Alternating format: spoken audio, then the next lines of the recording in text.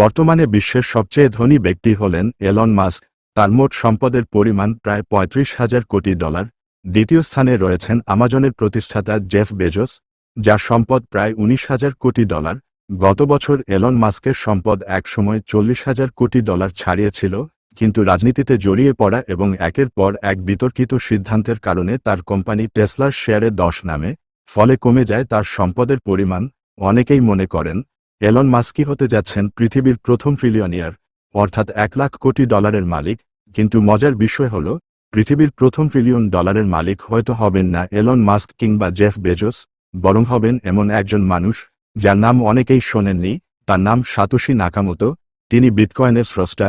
Satoshi নিজের জন্য 1 million bitcoin সংরক্ষণ করে রেখেছেন একটি ওয়ালেটে, যা একেবারেই প্রকাশ্য, যে কেউ দেখতে পারে, তবে সেটি স্পর্শ করতে পারে না কেউই। বর্তমানে একটি বিটকয়েনের দাম পৌঁছেছে $1,18,000।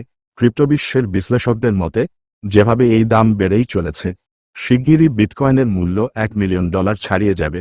সেদিনই সাতোশি নাকামোতোর সম্পদের পরিমাণ দাঁড়াবে $1 ট্রিলিয়ন। সম্পূর্ণ লিকুইড এবং কোনো শেয়ারের কল্পিত মূল্য নয়, বরং বাস্তব ডিজিটাল সম্পদ। সবচেয়ে আকর্ষণীয় দিকটি হল, এই সাতোশি নাকামোতোকে তা আজও কেউ জানে না। তিনি কি একক ব্যক্তি, নাকি একটি দল? সেই প্রশ্নের উত্তর আজও অজানা। সম্ভবত তিনি যখন $1 ট্রিলিয়ন মালিক হবেন, তখনই প্রকাশ্যে আসবেন। তবে বর্তমান মূল্য অনুযায়ী তিনি ইতিমধ্যেই বিশ্বের 12তম সর্বোচ্চ ধনী ব্যক্তি। সুতরাং হয়তো ইতিহাসে প্রথম $1 ট্রিলিয়ন আয়কারী ব্যক্তি হবেন না কোনো $multi-trillion কোম্পানির সিইও, বরং হবেন এক রহস্যময় নাম, সাতোশি নাকামোতো।